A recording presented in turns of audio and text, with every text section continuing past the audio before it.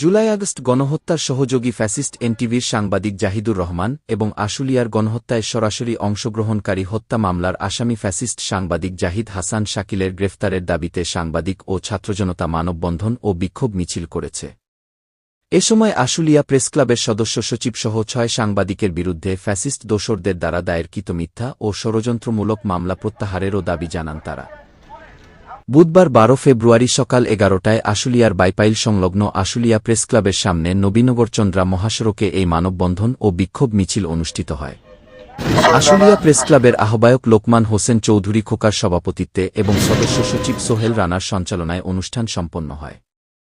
মানববন্ধন থেকে এ সময় বক্তারা চিহ্নিত দালাল সাংবাদিকতার আড়ালে ভয়ঙ্কর অপরাধী অবৈধ সম্পত্তির মালিক ব্ল্যাকমেইলার জাহিদুর রহমানকে এনটিভি থেকে অপসারণ এবং প্রশাসনের আইনি পদক্ষেপের দাবি করেন। পাশাপাশি জুলাই-আগস্ট গণভ্যুত্থান চলাকালে আশুলিয়ায় গণহত্যায় সম্পৃক্ত গণহত্যা মামলার আসামি এটিএন নিউজের সাবেক প্রতিনিধি জাহিদ হাসান শাকিলকে অবিলম্বে গ্রেফতারের দাবি জানান। এ সময় ফ্যাসিস্ট দোসরদের দায়েরকৃত আশুলিয়া প্রেসক্লাবের ৬ সাংবাদিকের বিরুদ্ধে দায়েরকৃত ষড়যন্ত্র মামলাও প্রত্যাহারের দাবি করা হয়।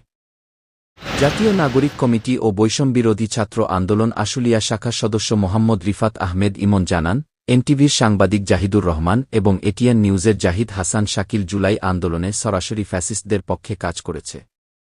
সিটি ইউনিভার্সিটির শিক্ষার্থী সৈয়দ ইমন ইসলাম আওয়ামী দোসর ২ সাংবাদিককে দ্রুত আইনের আওতায় আনার আহ্বান জানান। না হলে সাভার আশুলিয়ার ছাত্রজনতা এ বিষয়ে দুর্বার আন্দোলন গড়ে তুলবে বলেও আলটিমেটাম দেন তিনি। আশুলিয়া প্রেসক্লাবের আহ্বায়ক লোকমান হোসেন চৌধুরী খোকা জানান, মাত্র ৬ মাস পার হতে পারে নাই, ইতোমধ্যে ফ্যাসিস্ট দোসর এবং চিহ্নিত দালাল সাংবাদিকেরা মাথাচাড়া দিয়ে উঠেছে। ভাইরা, আমরা একটা ভুলো মনের জাতি, আমরা খুব তাড়াতাড়ি সবকিছু ভুলে যাই। আজকে ৬ মাস হতে চললো, আমরা সব ভুলে গেছি।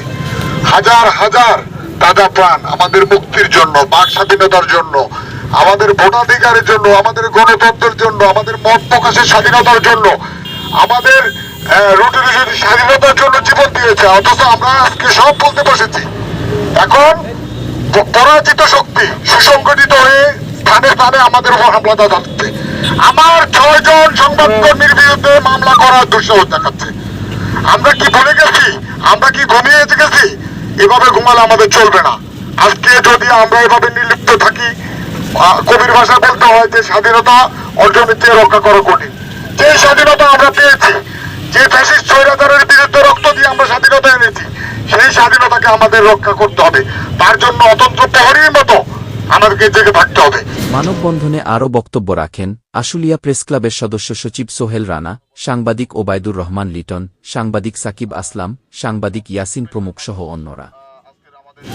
আপনারা জানেন যে জুলাই বিপ্লবে এই সাভার এবং আশুলিয়া অঞ্চলে অসংখ্য তাজা প্রাণ আমরা হারিয়েছি এবং এই তাজা প্রাণগুলো হারানোর পেছনে যাদের ভূমিকা ছিল, যারা গুরুত্বপূর্ণ ভূমিকা পালন করেছে, তাদের মধ্যে অন্যতম 2 জন সংবাদকর্মী, যে একজন হচ্ছে এটিএন নিউজের জাহিদ হাসান শাকিল, যে এই সাভার আশুলিয়ার বাইপাইল অঞ্চলেই তার বসবাস, তার বাসা, এবং ইতিমধ্যেই তার নামে ছাত্র হত্যা মামলার আসামি সে। কিন্তু আজ পর্যন্ত আমরা দেখছি যে প্রশাসন খুবই নীরব ভূমিকা পালন করছে তাকে গ্রেপ্তারের ব্যাপারে, তাকে গ্রেপ্তার করা হচ্ছে না।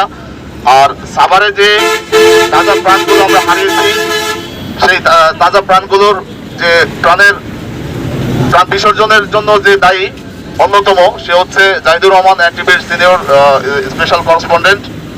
প্রশাসন তার বিরুদ্ধে কোনো ব্যবস্থা নিচ্ছে না। আমরা দীর্ঘদিন ধরে এই ব্যাপারে হচ্ছে সোচ্চার, আমরা লেখালেখি করছি, আমরা বিভিন্ন প্ল্যাটফর্মে বলছি, কিন্তু তারপরও প্রশাসন কোনোভাবেই তাদের বিরুদ্ধে কোনো আইনি পদক্ষেপ নিচ্ছে না।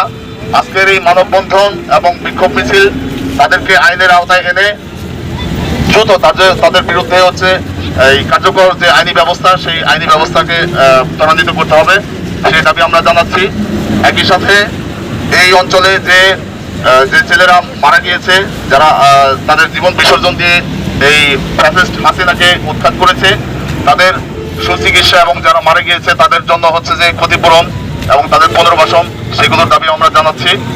এবং একই সাথে এই অঞ্চলে এই ফ্যাসিস্ট দোসর যারা এখনো বিভিন্ন হত্যা মামলার আসামি হয়ে ঘুরে বেড়াচ্ছে, তারা বিভিন্ন জায়গায় আমরা শুনতে পাচ্ছি যে তারা ব্যবসা বাণিজ্য করে বেড়াচ্ছে, তারা বিভিন্নভাবে অনেক নিরীহ যারা ক্ষতিগ্রস্ত হয়েছে জুলাই বিপ্লবে তাদেরকে হুমকি প্রদান করছে।